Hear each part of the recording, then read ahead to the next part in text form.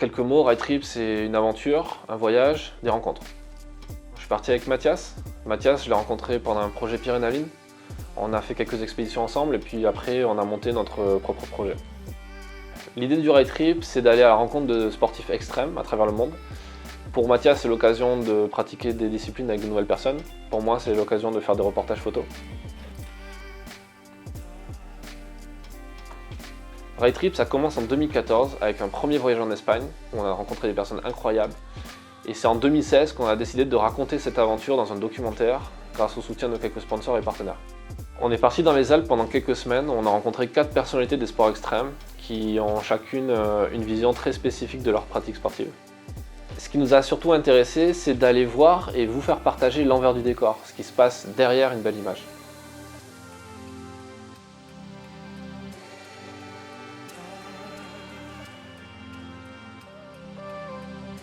Ce qu'on s'est demandé à travers ce projet, cette aventure, c'est pourquoi ils font tout ça, pourquoi ces gens se jettent dans le vide, pourquoi ils prennent des risques, qu'est-ce qui les pousse à se dépasser continuellement.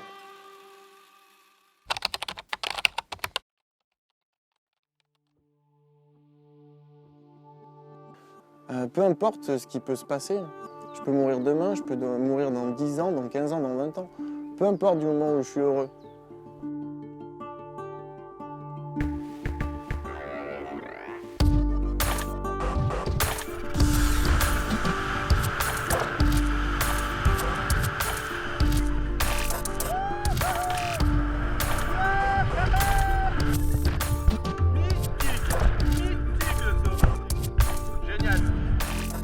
Salut Gauthier, est-ce que tu peux te présenter pour ceux qui ne te connaissent pas?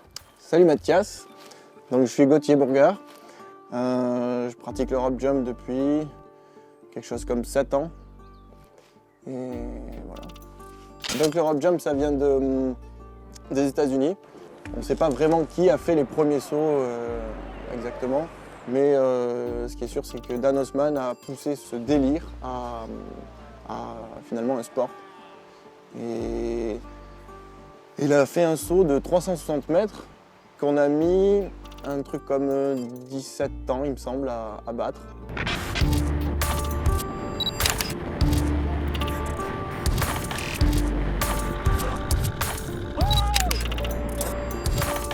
Mais voilà, avec le temps, le matériel évolue, les techniques évoluent, mais l'idée de base était là, quoi. C'est plus confortable comme ça, je trouve.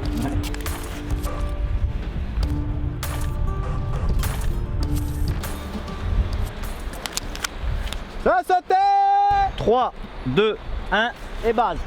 Yes, super.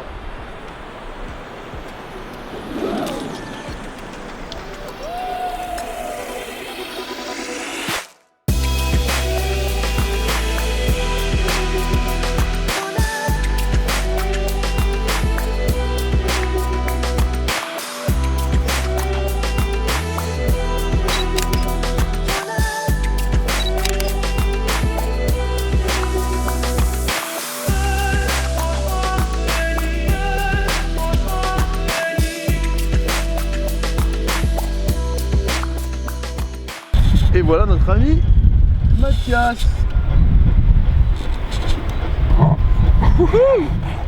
Ça fait bizarre à plat, non? Ah bah ça décoiffe hein. Alors comment j'en suis venu à faire ça? Je dirais un truc comme j'avais 8 ans. J'ai commencé à accrocher une corde sur une branche à un arbre. Je l'ai juste fait passer par-dessus et je l'ai accroché à une poubelle que j'ai remplie de parpaings. Et de l'autre côté de la corde, il y avait moi et j'étais genre un truc comme 3 mètres au-dessus du sol. Et je m'amusais à me jeter avec un harnais que j'avais. Je faisais un peu de canyon à l'époque, donc j'avais déjà mon petit harnais. Et je me suis amusé à faire des sauts où ça faisait un contrebalancier et ça m'arrêtait très proche du sol. La poubelle a cassé à un moment, mais je m'en suis bien sorti.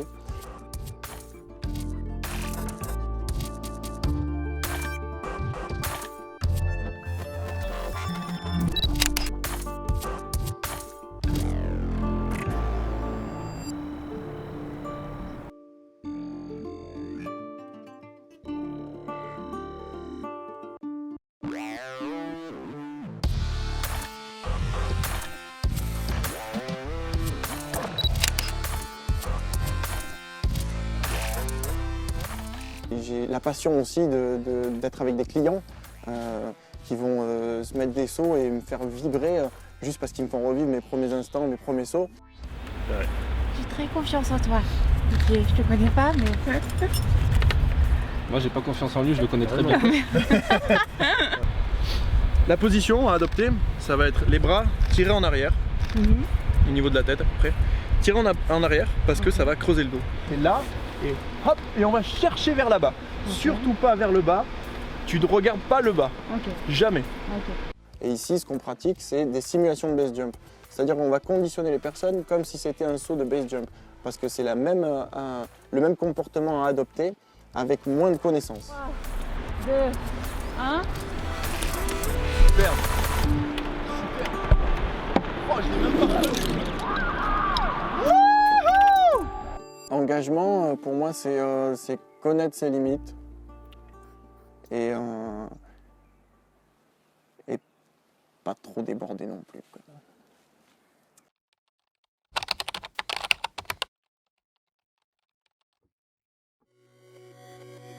Alors oui, il y a des risques, oui, je monte le niveau, mais je le fais de manière à ce que, voilà, il y a ma vie qui est en danger et ma vie, je ne veux pas la cramer comme ça.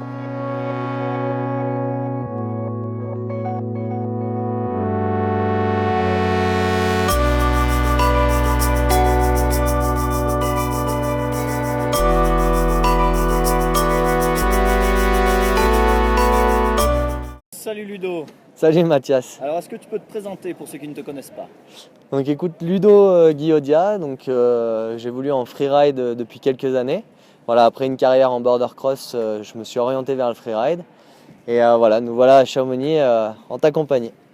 Ma génération, voilà, j'ai une trentaine d'années. Quand je suis arrivé à l'âge de 15 ans, le but c'était d'arrêter le ski et de faire du snowboard. On voyait ça un peu, un côté marginal, un peu décalé. Donc voilà, je me suis orienté là-dessus un peu par hasard. Et puis au final, c'est devenu mon métier depuis maintenant plus de 15 ans. Tu sais que j'en fais pas depuis très longtemps. Ce qu'il faut, c'est engager à bloc. Ouais. Et si ça va trop vite ou si tu flippes, tu fermes les yeux. Et ça D'accord. passe toujours. C'est ce que je fais en base jump. ça me Bon là Matt, ça a changé ce matin, ça a quand même bien chauffé. Donc on va traverser un par un sur le dôme là-bas. Je vais y aller, je vais voir ce que ça donne. Et ensuite l'entrée du couloir elle est juste derrière. Donc c'est vrai que là c'est un couloir un peu plus engagé que ce qu'on a pu faire ce matin. On rentre vraiment dans le vif du sujet. Par contre là vraiment c'est sécurité avant tout.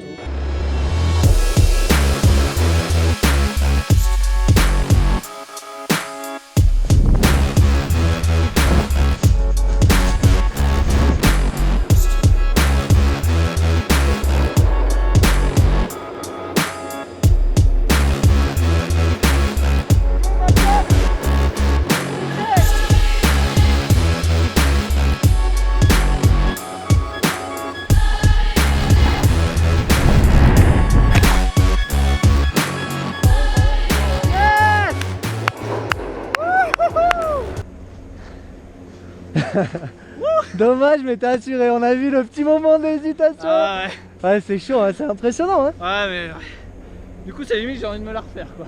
Bah pourquoi pas, hein, mais t'as vu, quand t'arrives dessus, c'est là, tout à l'heure on parlait d'engagement. C'est vraiment à ce moment-là où il faut se dire, ok, j'ai dit je suivais sa trace, il m'a dit que c'était bon, et hop, t'as mis un petit coup de patin, et ça t'a déséquilibré, t'as changé d'axe. Mais c'est nickel, c'est bien, t'as engagé, tu l'as fait, nickel. Bien mec, première barre, premier grab. Ce soir Tinder, c'est sûr que ça marche. C'est sûr. Je fais pas ça à plein temps, j'ai deux casquettes. Je suis restaurateur, j'ai un restaurant avec ma petite sœur depuis 5 ans maintenant, sur Villard-de-Lans, donc le Cliff, et l'hiver, 6 mois de l'année, je consacre ça à ma carrière. Donc j'ai vraiment cet équilibre entre la vie vraiment de monsieur tout le monde qui travaille, qui se lève le matin pour aller au travail, et le plaisir d'être en carrière sportive. J'ai la chance depuis plusieurs années d'avoir des sponsors qui me soutiennent. Sans ça, ce serait très compliqué pour moi de faire mes saisons. Maintenant, voilà, on n'est pas footballeur, on ne gagne pas des 1000 et des 100. C'est un sport de passion, c'est pas un sport qu'on fait pour l'argent.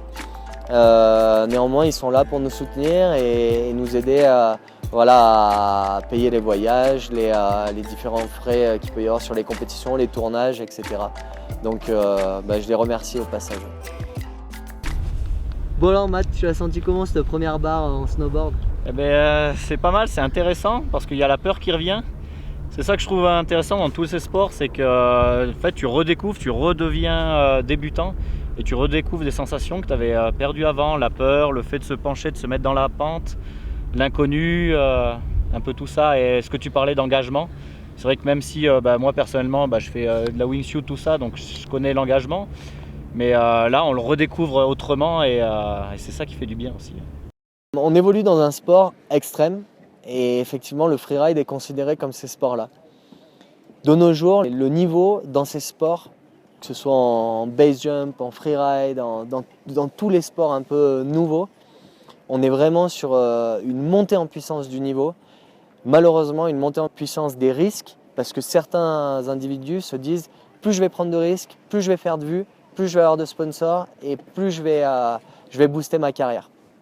Je pense, moi, que c'est tout l'inverse. Un sponsor, il s'intéresse à un rider qui va certes prendre des risques, parce que nos disciplines font que dans un sport extrême, quoi qu'il arrive, on prend des risques. Maintenant, quelqu'un qui va dépasser les limites, il va donner forcément une mauvaise image de lui et donc, en l'occurrence, de la marque. Et je pense que quelqu'un qui prend trop de risques, il se tire une balle dans le pied. La chose qui me fait le plus vibrer dans ce sport, dans cette discipline, c'est vraiment le fait que voilà, on a un terrain de jeu qui est immense, qui s'étale au monde entier. Tu as un outil, qui est un snowboard en l'occurrence, mais qui peut être autre chose, et tu vas jouer depuis qu'on est gosse. Quand on a un vélo, on va faire des bosses en bois ou en terre. Quand on a des skis, on va tailler des bosses et tout. Et nous, naturellement, on a des sauts, des virages relevés sur une matière qui glisse, qui est profonde, qui laisse une trace. Une semaine après, dans un couloir, on peut prendre la route, regarder et dire mais c'est ma trace.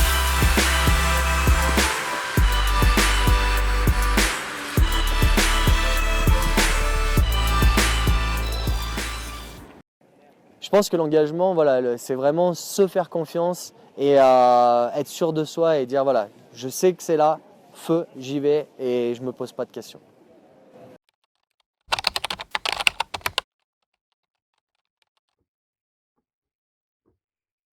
Moi je suis extrêmement stressé à l'exit, à tous les sauts, j'en ai 700 maintenant et je flippe toujours autant. Et puis au moment où tu fais cette espèce de pas, c'est fini, tu es complètement relaxé, tout va bien. Donc...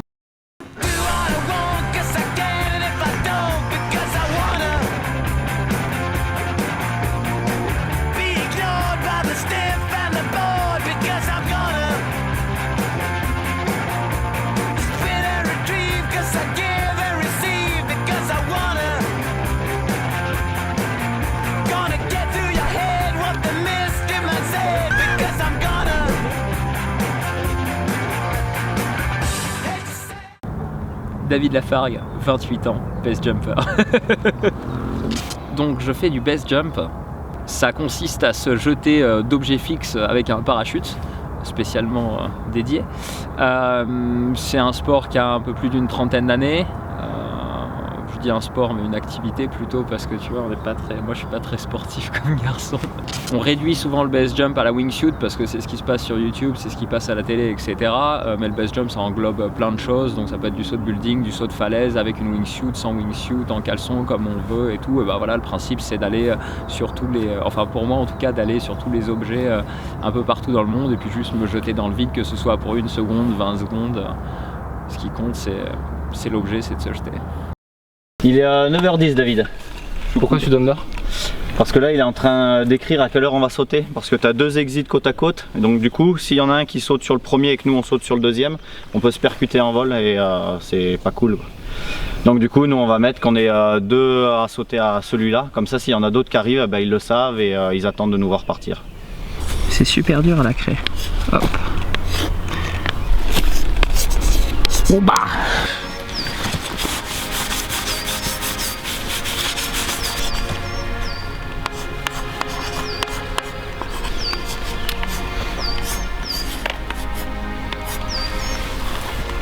Je me sens capable de rajouter la mienne.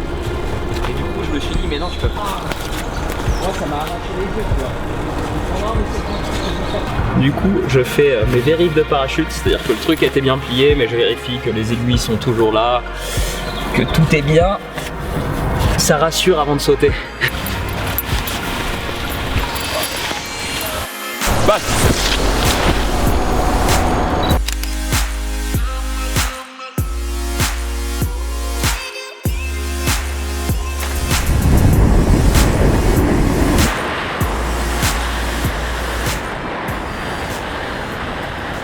J'ai une version officielle qui consisterait à dire qu'enfant j'ai toujours rêvé de voler et j'ai senti l'inspiration en moi. En vrai, ça a commencé sur un saut en parachute, en tandem, qu'on a fait pour une vidéo étudiante à la con. Pour moi, le base jump, c'est devenu un mode de vie. Ça fait un peu peut-être pompeux de dire ça, mais voilà, je baigne dedans, j'organise mon travail autour de ça, j'organise mes vacances autour de ça, j'organise ma meuf autour de ça, tu vois, je fais du base jump à plein temps, même si je saute pas tout le temps. Dans la jungle tropicale vit un étrange animal.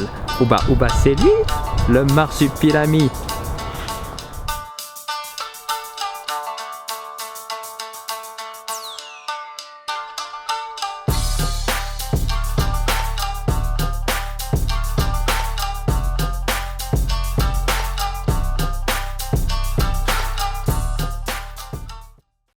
Les dangers du sport, mourir.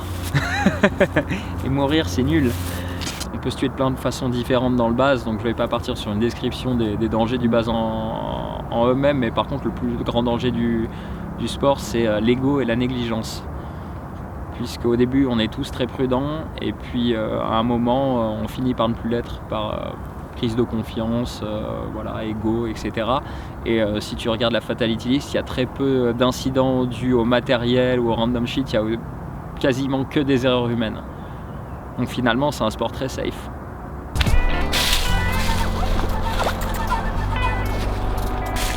Ok, Mathias, bon sauté.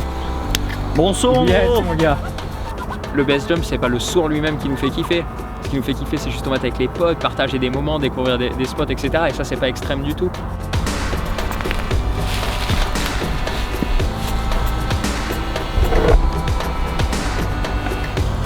T'es à l'aise là? Ouais.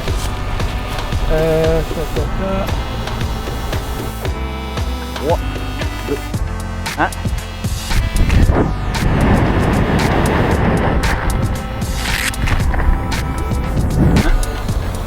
Yes.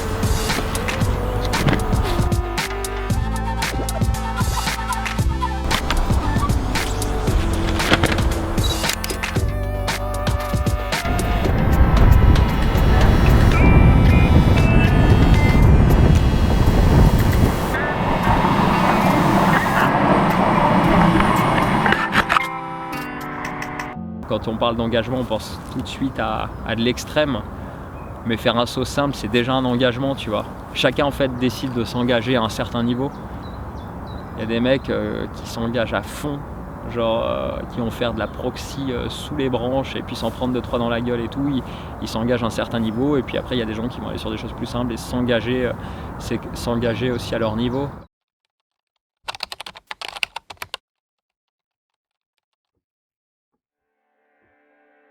Moi j'ai fait du parapente hier, j'ai failli me planter hier et avant-hier. J'avais très peur, et là je me suis dit vraiment la slack, j'ai jamais eu peur, quoi.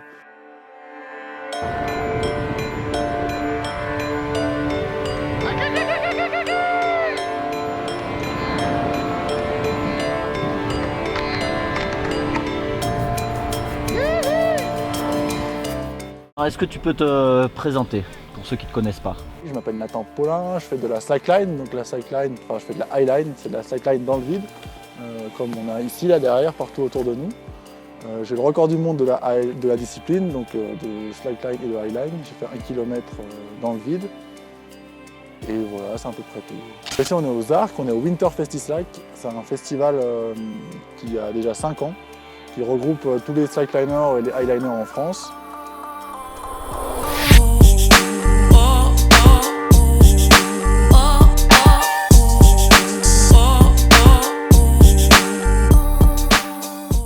La slackline, ça a été inventé, enfin pour pas dire vraiment inventé, ça a commencé dans les années 80 dans le parc du Yosemite, aux États-Unis. Les grimpeurs marchaient en fait sur des chaînes et des cordes, le jour de mauvais temps, pour entraîner leur équilibre. Leur proprioception, c'est le fait de savoir où sont ses membres sans les voir. Et c'est venu en tant que discipline à part entière en 2005, avec les marques qui sont créées. Et maintenant, voilà, c'est une discipline qu'on fait pour faire de la slackline, pas forcément comme entraînement pour le ski ou l'escalade ou des choses comme ça. Le danger en highline, c'est de taper le rocher quand on tombe au leash fall. C'est le seul danger quand on est sur la ligne. Donc en fait, il va s'éloigner de 4 mètres. Donc en cas de chute, il va être dans le vide complètement.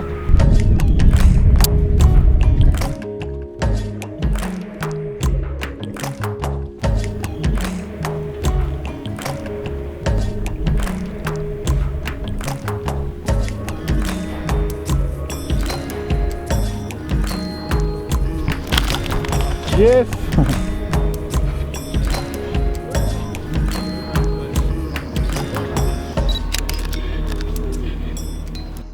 Alors moi j'ai découvert la slackline en 2011, c'est un copain de mon frère qui fait de l'escalade qui m'a montré ça. J'ai sorti une sangle du garage et puis je l'ai tendue derrière chez moi. Et j'ai vraiment adoré la concentration que ça demande en fait. Ça demande d'être hyper concentré dans le moment présent. Et moi en fait je suis quelqu'un qui est vite dissipé. Et c'est ça qui m'a permis de me recentrer vraiment sur une seule chose. Et donc quand j'ai fait 10 mètres, je voulais retrouver le niveau de concentration que j'avais. Donc je faisais 20 mètres et quand j'ai fait 20 mètres, je voulais faire plus et voilà, j'en suis arrivé maintenant à 1 km. Alors moi maintenant j'ai la chance de vivre de ma passion, qui est la slackline, en faisant des événements, en ayant des sponsors qui sont là d'ailleurs, mes sponsors principaux, j'en profite pour les montrer. Et donc je vis entre les sponsors et les démonstrations. Je traverse des stades de foot par exemple, je fais des spectacles pour des mairies, voilà, des choses comme ça, toujours différentes. Ça c'est parfait mec. Et ouais gros, merci. Pas de soucis, parfait. Faudra s'embrasser sur la bouche avant la fin. Ouais, c'est vrai. Aujourd'hui c'est hippie, on se fait des bisous et on parle doucement. Les gens pensent que c'est dangereux, qu'on est un peu des fous, qu'on prend des risques, alors qu'en fait c'est un sport qui est qualifié de extrême souvent, mais c'est le sport extrême qui est juste extrême visuellement quand on le voit à l'extérieur. Quand on est dessus on a des sensations qui sont assez fortes aussi, mais où il n'y a pas de danger. Donc voilà, le plus gros mépris souvent c'est les gens croient qu'on est fou, qu'on n'est pas attaché, alors qu'en fait tout est sécurisé. Quand on est sur une slide, il peut vraiment rien nous arriver. Voilà, une ligne installée, elle est bien tendue, elle va être élastique, ça va bouncer. Donc bouncer c'est faire appuyer dessus, ça va être joli. Moi j'aime bien aussi cette diversité, même dans les gens qui pratiquent, on a des chômeurs, on a des contrôleurs aériens, on a des médecins, on a des ingénieurs, on a de tout vraiment, on a de A à Z, de toutes les origines. Voilà, c'est ça qui est bien et c'est un mix complet qui fait que des gens qui ont normalement n'avaient rien à faire ensemble se sont rencontrés et ont partagé une passion commune qui les pousse à avancer ensemble.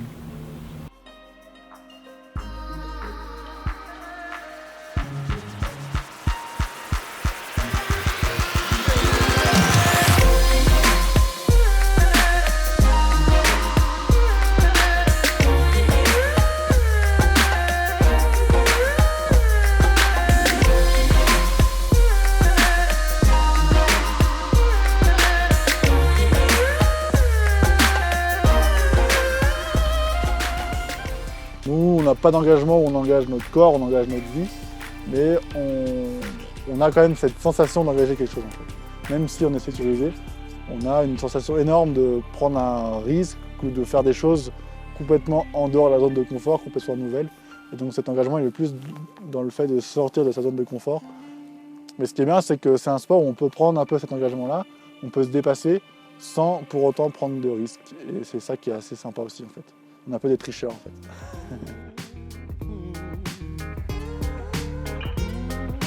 Parce que moi, je cherche l'amour à proximité des exits. Donc ce que je fais, c'est que je me mets sur un exit qui vaut plus ou moins le coup. La tête Louis-Philippe, c'est pas mal. Et du coup, je tinderise dans un rayon de 2 km.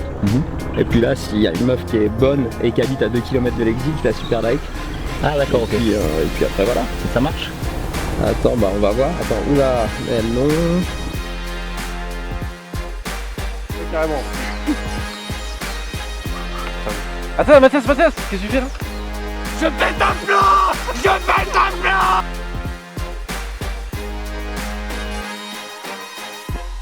Je me caille le cul.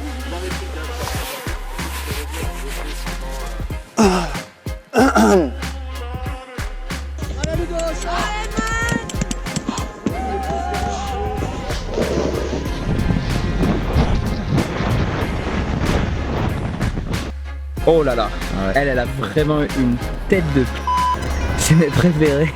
Oh ah ouais, et elle a un énorme appareil photo en plus. Ah ouais.